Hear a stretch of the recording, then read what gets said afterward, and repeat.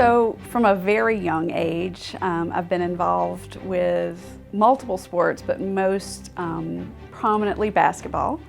My mom was a coach at Walker High School when I was young, 3, 4, 5, 6, 7, that age range.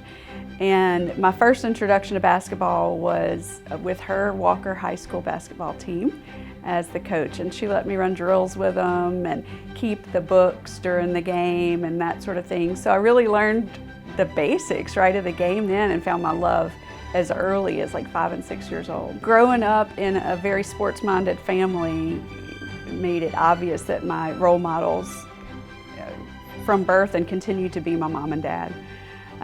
Both of them shared aspects and strengths to me throughout the years that shaped and formed, everything I did from basketball to academics. The other sports I played were track and cross country, and I played them for 2 reasons. One was to keep me in shape in the off season for basketball, and the other was because my mom coached, and I just treasured the time with her even then. And she was such a motivator. Play a game in the Denham Spring High School jacket gym, which was just the gym in my day. It was hot. It was extremely hot. Some of those memories, like kicking your feet on the stage and jumping up off the stage and jumping off the stage and doing all those things that we shouldn't have been doing, but we did, included standing in front of the box fan with your shirt up, right, just to get some air moving.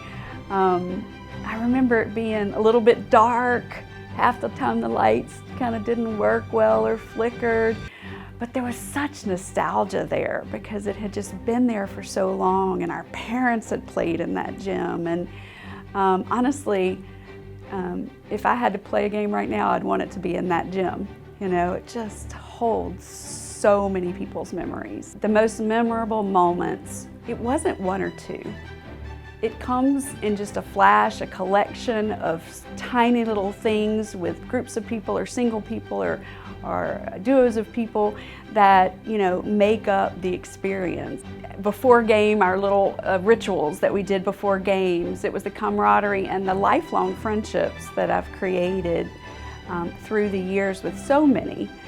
The game that comes to my mind was a non-district regular season game. We were playing Donaldsonville. Raquel Spurlock, people may recall that name. She was just an elite 6'4" athlete. And all I remember, it was chaos. It was loud, everybody was screaming, it was just chaos. But what I remember is Nikki Leader saying, "Get the ball to Catherine at the top of the key." Now I played forward, a little bit of post, some point guard, but get the ball at Catherine at the top of the key. And that sounded like a good plan. And just out of the corner of my eye, I saw Leisha Pace. And I saw her sneaking behind Raquel Spurlock under the goal and shot it to her, and she made a layup, not even contested.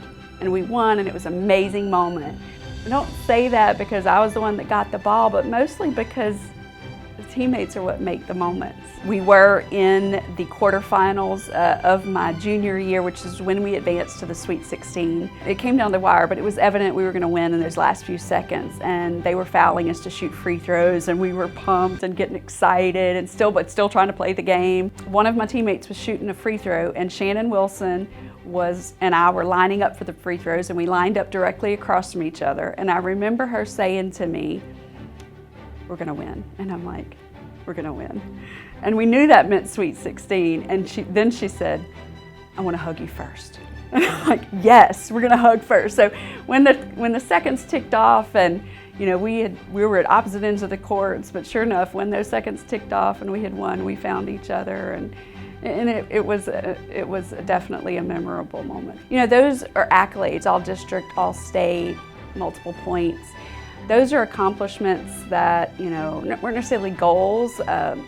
They were great, and of course you love them as a kid and player to achieve those, but those came because of my teammates. The points is an interesting story, the 1,000+ points. One day we were sitting in the office before practice started, and my best friend and colleague, my ride or die person, Shannon Wilson, something came up about Nancy Davis. She said she was the only one that had scored so many points or whatever. And she goes, I bet you have. I'm like, there's no way. You know, this was probably my senior year, middle of the senior year.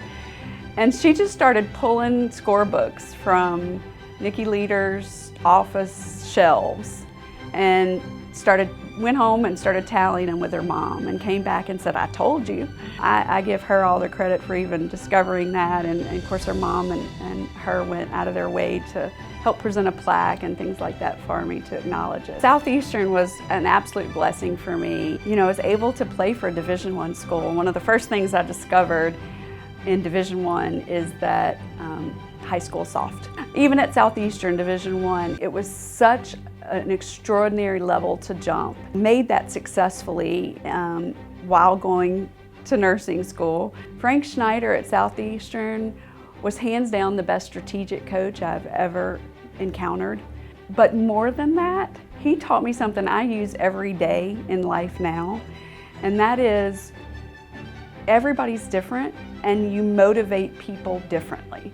Life lessons are what basketball is all about, and I may not have known it then, but I know it now.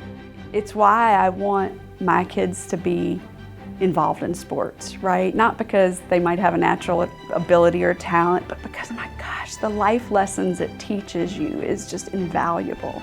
To be inducted, it's such a humbling honor. Of course, I'm just thrilled and excited at the prospect of kind of reliving some of these memories and years and things. First, to the Hall of Fame board, right, to even consider my accomplishments. Coaches all along the way, you know, I had that chance to coach 2 years at Southeastern, and I've coached my kids in local cards and different things all through their growing up years. I'm still coaching, but they all impacted me in such a way that I want to say thank you to them as well. I'm going to mention it again because they're everything, and that's my mom and dad. Dad, you know, his contribution was, you know, tenacity and toughness and never quitting and those extremely high expectations.